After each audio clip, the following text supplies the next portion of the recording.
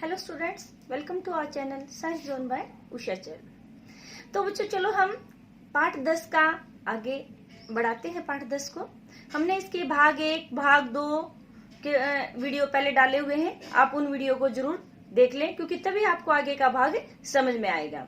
जिस बच्चे ने नहीं देखी हो तो आप पहले भाग 1 और भाग 2 को देखें, फिर आपको भाग 3 समझ में आएगा और इस तरह से इसके कई भाग बनेंगे इस पाठ के। और ये पाठ जो है पाठ 10 बच्चों को बहुत ही हार्ड लगता है, लेकिन हार्ड नहीं है बेटे। इसको पार्ट 2 मतलब स्टेप बाय स्टेप आप समझते जाएंगे तो बहुत इजी है, ठीक है। और बच्चों को सबसे ज्यादा प्रॉब्लम यहाँ पर आती है रे डायग्राम यानी कि किरण आरेख बनाने में। और किरण आरेख के आपको रूल मैंने इससे पिछले वाला जो भाग था यानी कि भाग 2 की जो वीडियो डाली हुई है उसमें बनाने बताए हुए हैं। आप एक बार वहां पर जरूर चेक करें, फिर तभी आपको भाग 3 समझ में आएगा। तो आपको मैंने दर्पण के 2 प्रकार बताए थे।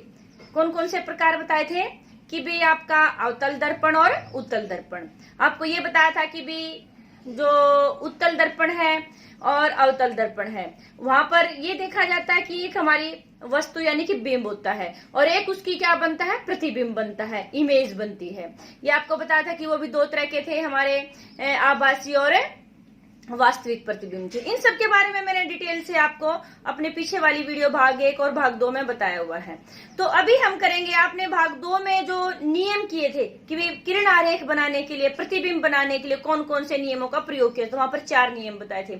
उनमें से किन्हीं भी नियम का प्रयोग करके हम किरण आरेखें बना सकते हैं। तो आज हम बनाएंगे बेटे इस वीडियो में कि भी जो अवतल दर्पण है उसके सामने हमारे वस्तु रखी हुई है, बिंब रखा हुआ है, तो उसकी जब हम स्थिति चेंज कर देते हैं, अपने सारे टर्म्स पता है कि P क्या होता है, F क्या होता है, C क्या होता है। तो हम जैसे वस्तु है हमारी, आप ये तो जनरली देखते हैं कि भी जैसे मान लो बल्ब है, बल्ब के सामने अपना हाथ रखा तो उसकी परछाई बनती है। तो देखिए अब मैं उसकी पोजीशन चेंज कर रही हूँ। अब आप वीडियो में भी दिखाई दे रहा होगा कि मेरे फेस के ऊपर परछाई जो मेरे हाथ की चेंज होती जा रही है।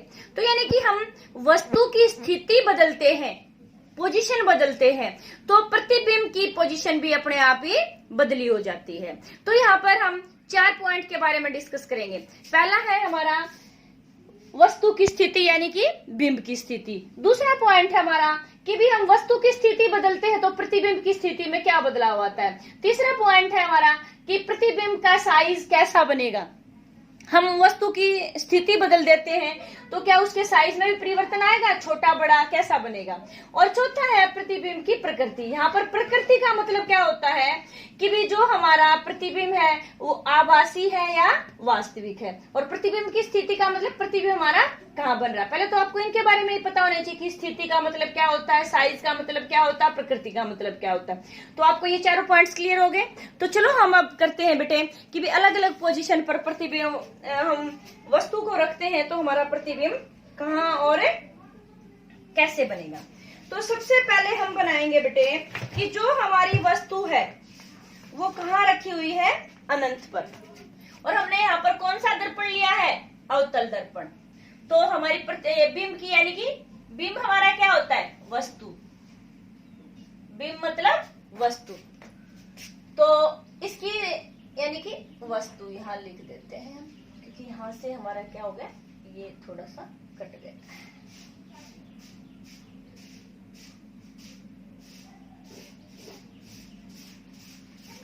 तो ये हमारी बिंब की स्थिति क्या होगी, अनंत पर। अनंत मतलब बेटे बहुत दूर, जहां तक हमें हमारी नजर जाती है कि वहां तक आगे दृष्टि जाती चली जाती है, अनंत बिंदु पर, इन्फिनिटी जिसको इंग्लिश में कहते हैं। तो हमने यहाँ पर बना लिया हमारा अवतल दर्पण, क्योंकि अवतल दर्पण के बारे में कर रहे हैं हम सभी। और ये आप बनाते हैं, सॉरी, आप इसको बनाने के लिए बेटे अपना स्केल वगैरह, जैसे मैं वैसे रफ हैंड से कर रही हूँ तो आपको ऐसे नहीं करना, आपको स्केल से प्रयोग करना है। ये हमारा P हो गया, ये हमारा C हो गया और ये हमारा F हो गया। इन सब के बारे में मैंने पहले बताया हुआ। C क्या था, हमारा ध्रुव था, F क्या था, मुख्य फोकस था, और C हमारा क्या था, वक्रता केंद्र था। अभी हमने कहा है कि जो वस्तु है हमारी अनंत पर रखी हुई, तो पीछे से हमारी जो आपतित किरण आ रही है, प्रकाश किरण आ रही है, जो प्रकाश किरण आती हुई होती है तो वो कौन सी होती है, आपतित किरण। अच्छा, इससे भाग 2 जो वीडियो थी उसमें मैंने बताया था कि प्रकाश की जो किरण है ये हमारा क्या था, मुख्य अक्ष। मुख्य अक्ष के समांतर आती है कोई प्रकाश की किरण, तो परावर्तन के बाद वो कहां से जाएगी बेटे, एफ में से जाएगी। कहां से जाएगी परावर्तन के बाद, एफ में से जाएगी। सभी की सभी किरणें एफ में से जाएंगी। यहाँ पर हमने वैसे 4 किरणें दिखा रखी है, बाकी 2 किरणों से भी काम चल जाता है कि क्योंकि प्रतिबिंब बनने के लिए मैंने आपको इससे पिछले वाली वीडियो में बताया था कि भी 2 परावर्तित किरणें जहां जिस बिंदु पर एक दूसरे को काटती है तो वो क्या होता है, वहां पर प्रतिबिंब बन जाता है उस वस्तु का। तो देखो, जब कोई वस्तु अनंत पर रखी है तो उसका प्रतिबिंब कहां बनेगा, मुख्य फोकस पर। तो यानी कि प्रतिबिंब की स्थिति क्या होगी, मुख्य फोकस।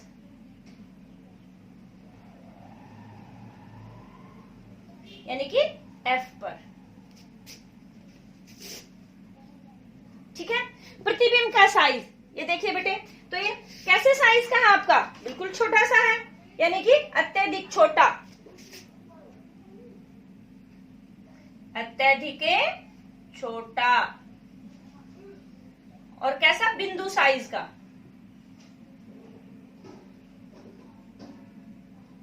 ठीक है।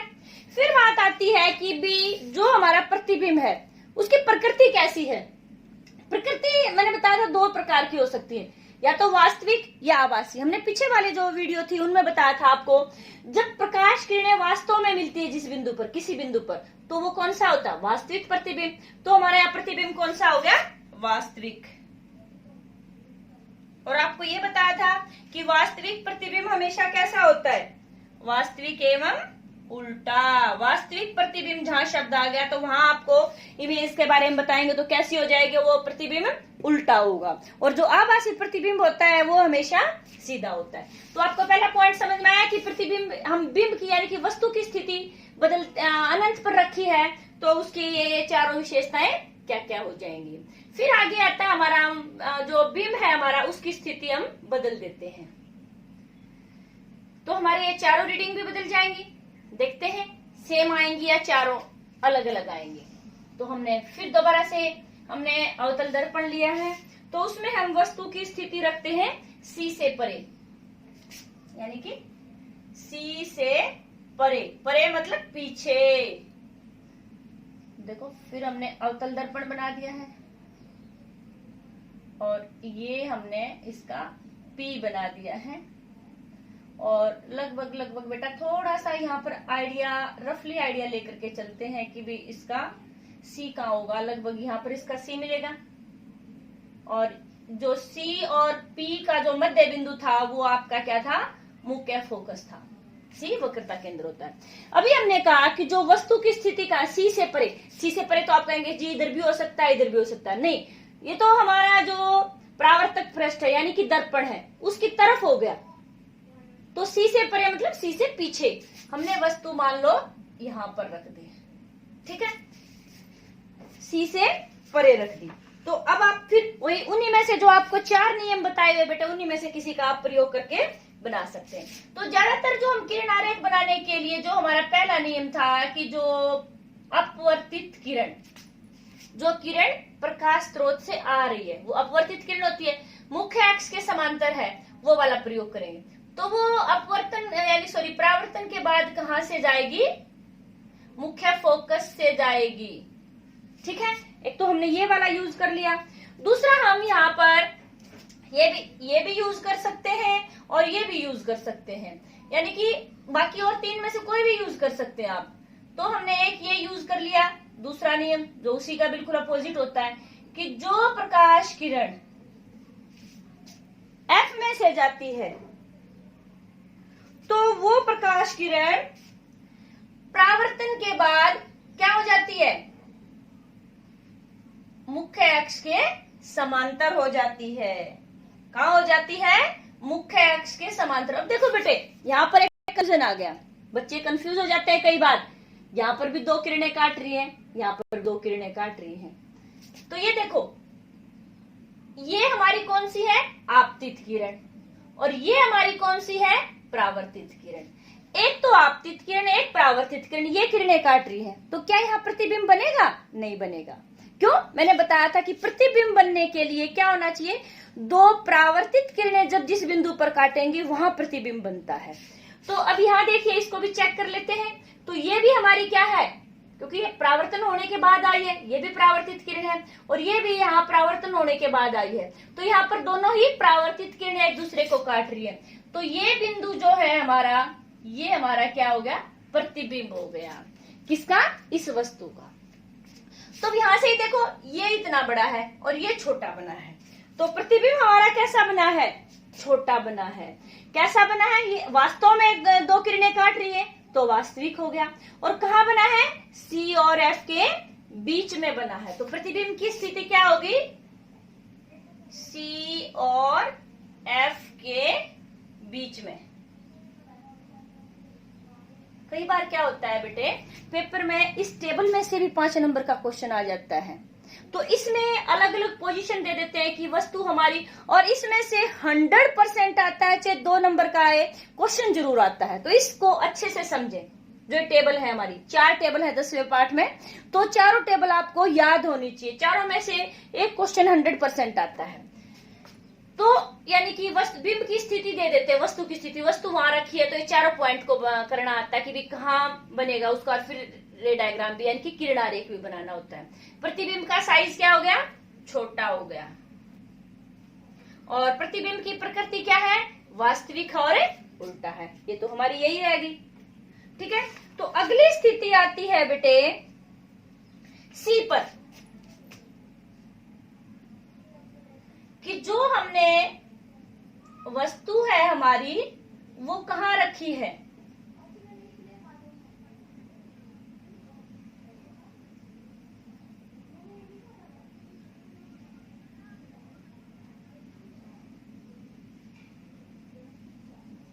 हमने कहाँ रखी, C पर।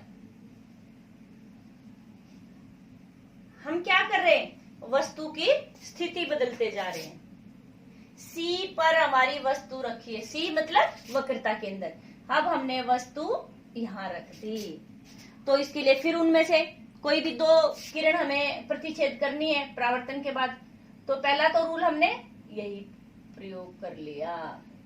तो जो मुख्य अक्ष के समांतर आपतित किरण परावर्तन के बाद वो कहां से जाएगी, F में से जाएगी।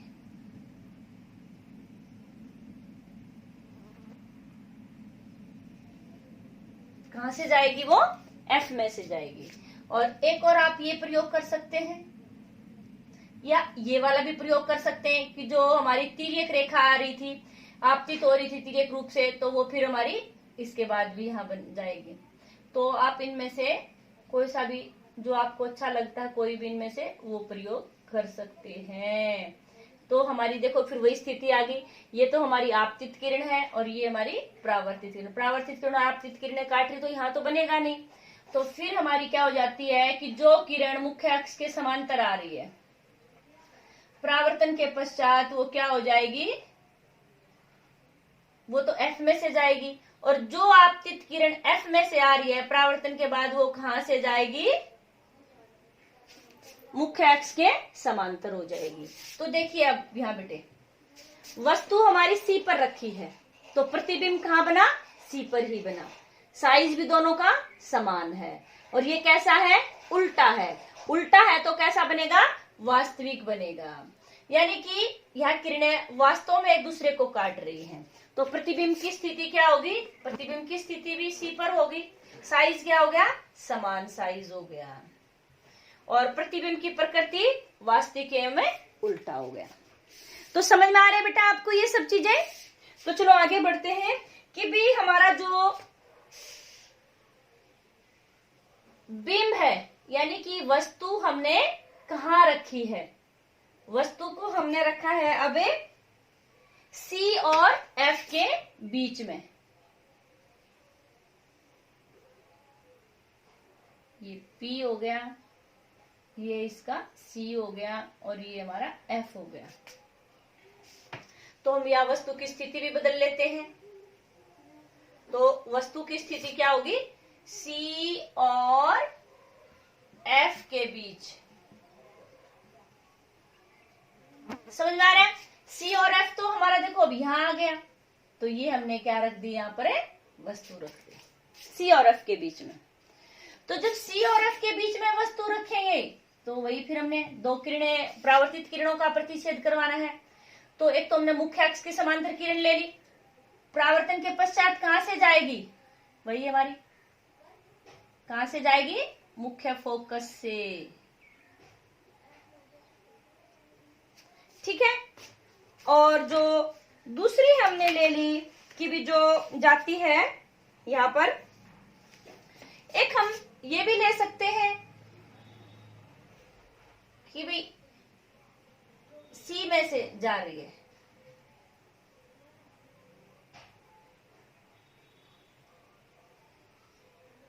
तो आपने ये रूल पढ़ा था कि भी जब कोई प्रकाश किरण, आपतित किरण सी में से गुजरती है तो परावर्तन के बाद वापिस से सी में से ही जाएगी। ठीक है। तो हम सोचते हैं इनको आगे बढ़ाएंगे, तो यहाँ पर हमारी किरणें, सोचते क्या है, इनको थोड़ा सा ये और आगे जा करके ये हमारी किरणें मिल जाएंगी। ठीक है ना। तो जो हमारा प्रतिबिंब बनेगा बेटे, वो क्या बनेगा, सी से परे बनेगा। तो देखो अब हमारा ये जो प्रतिबिंब है, यहाँ पर ये किरणें मिल गई हैं, यहाँ हमारा प्रतिबिंब बन गया है। समझ में आ रहा है आपको। तो अब देखिए प्रतिबिंब कहाँ बना है, सी से परे, यानी कि सी के पीछे बना है। कैसा बना है, हमने वस्तु तो इतनी ली थी और प्रतिबिंब इतना बड़ा बना है। ठीक है। देखो बेटे, आप कई बार देखते होंगे धूप में हम चलते हैं, कई बार तो ऐसे होता है दोपहर के टाइम हमारी छाया बिल्कुल जितना हमारा साइज उससे छोटी बनती है, कई बार हमारी छाया बहुत बड़ी बन जाती है, ऐसे राक्षस जैसी इतनी बड़ी लगती कि हम तो बहुत बड़े हो गए। तो ये सब किसके कारण से है कि जो हमारे सूर्य की स्थिति है हमारे ऊपर वो बदलती रहती है। जैसे हमारी पृथ्वी जो है वो घूम रही है तो हमारी पोजीशन बदल रही है, यानी कि वस्तु की स्थिति बदल रही है। वस्तु की स्थिति बदलेगी तो हमारे प्रतिबिंब की स्थिति भी बदल जाएगी। तो ऐसे ही यहाँ पर है। अब देखो वस्तु हमारी इतनी सी थी और प्रतिबिंब इतना बड़ा बन गया, तो प्रतिबिंब की स्थिति क्या होगी, सी से परे, और प्रतिबिंब का साइज क्या हो गया, बड़ा। बड़े के लिए यहाँ पर साइज में एक और टर्म यूज करते हैं, विवर्धित।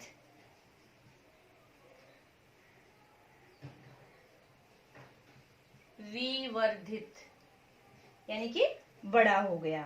और जो हमारा ये प्रतिबिंब की प्रकृति है वो हमारी कैसी होगी, वास्तविक एवं उल्टी। ठीक है। नेक्स्ट हमारा आता है बेटे कि भी इसकी वस्तु की स्थिति हम कहां पर रखेंगे। देखो पहले हमने अनंत पर रखी, फिर हमने सी पर रखी, फिर हमने सी और एफ के बीच में, अब हम वस्तु कहां रखेंगे, एफ पर रखेंगे। कहां रखेंगे, एफ पर। तो हमारा प्रतिबिंब कैसा बनेगा, अभी चेक कर लेते हैं इसको।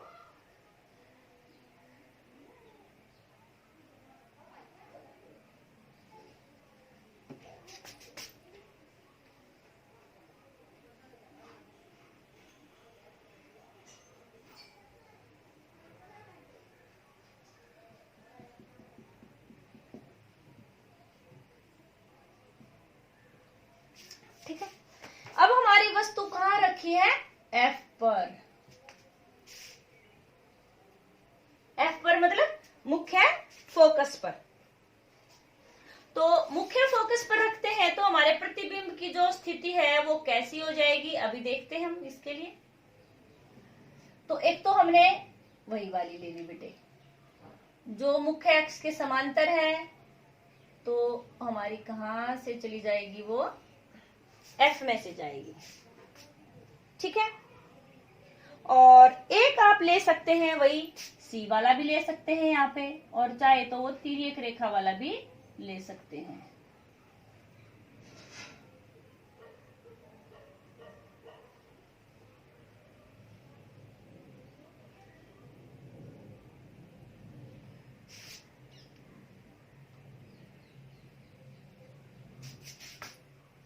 ये देखो बेटा, हमारी जब अभी यहाँ स्केल नहीं है, जब ये हमारी आगे बढ़ेंगी तो कुछ मतलब हमें दिखाई नहीं दे रहा, बहुत दूर जाकर के ये किरणें एक दूसरे को प्रतिच्छेद करेंगी, ठीक है, तो वहां पर बन जाएगा। तो इसका मतलब हमारा जो ये प्रतिबिंब बनेगा, कहाँ बनेगा, ये अनंत पर बनेगा।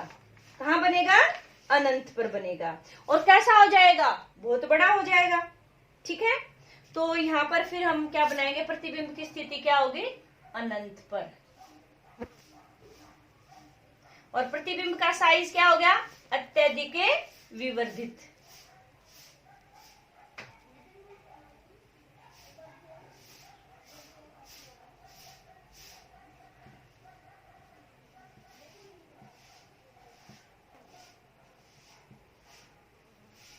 अत्यधिक विवर्धित। और प्रकृति क्या हो गई, वास्तविक एवं उल्टा है, क्योंकि नीचे की तरफ ही बन रहा है। और फिर हमारी लास्ट पॉइंट जो आता है कि भी हमने वस्तु को कहाँ रखा है, एक ही बच गया, P और F के बीच में। तो हमारी प्रतिबिंब की स्थिति क्या होगी, यानी कि हमारा प्रतिबिंब कहाँ बनेगा, ठीक है। तो हमने बेटे ये हमारा C है और ये हमारा F है। हमने वस्तु कहाँ रखी, P और F के बीच में रखी है।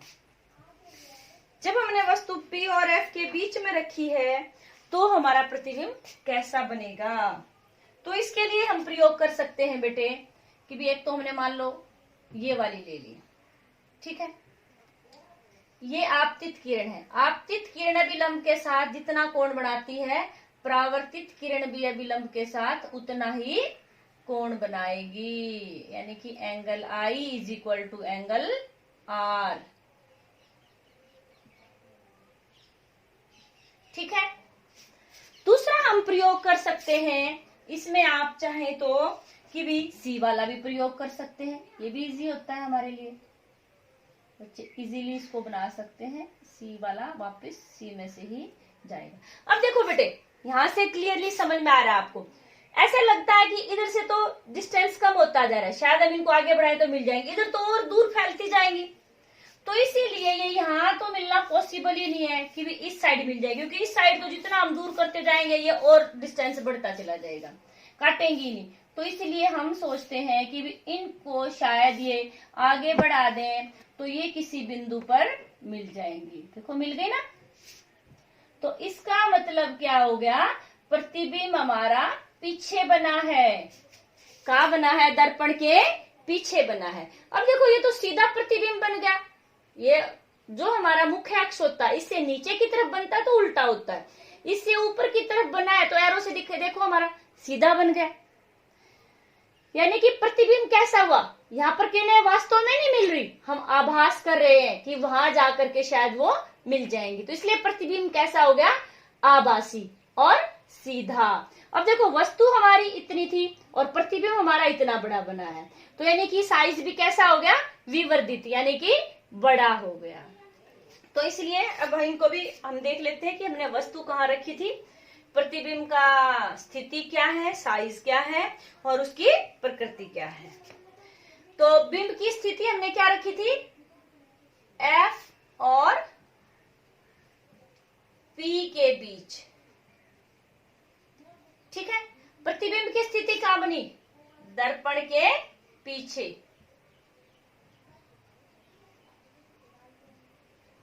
प्रतिबिंब का साइज क्या हो गया, बड़ा, यानी कि विवर्धित।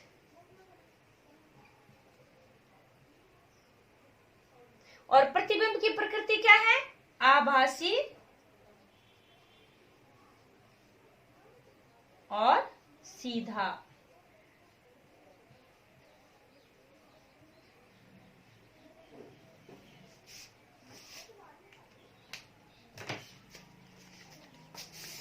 तो बच्चों उम्मीद है कि आपको ये जो रे डायग्राम यानी कि किरण आरेख बनाने बताए हैं आपको समझ में आए होंगे। फिर भी किसी को कोई डाउट लगती है तो आप कमेंट करके पूछ सकते हैं। और ये बेटा बहुत ही इम्पोर्टेंट टॉपिक है, क्योंकि इस टॉपिक से एक क्वेश्चन तो जरूर आता है। तो आप इसको बिल्कुल ध्यान से करेंगे, इनको बनाकर देखेंगे, प्रैक्टिस करेंगे। और इसके लिए सबसे ज्यादा जरूरी आपको 4 रूल मैंने भाग 2 वीडियो जो बनाई थी उसमें है, उन रूल को अच्छे से याद कर लो। किरण आरेख बनाना बिल्कुल चुटकियों का काम हो जाता है। ठीक है, तो आपको ये वीडियो अच्छी लगी बेटे तो इसको शेयर और लाइक जरूर करें। और चैनल को, जिसने चैनल सब्सक्राइब नहीं किया है वो चैनल को सब्सक्राइब जरूर कर लें, क्योंकि आपके फुल सिलेबस की वीडियो इसी चैनल पर बनाई जाएंगी। आपको हर वीडियो की नोटिफिकेशन मिल जाए, जिससे कि आपको एग्जाम के प्रिपरेशन में दिक्कत ना हो। थैंक्स बेटे।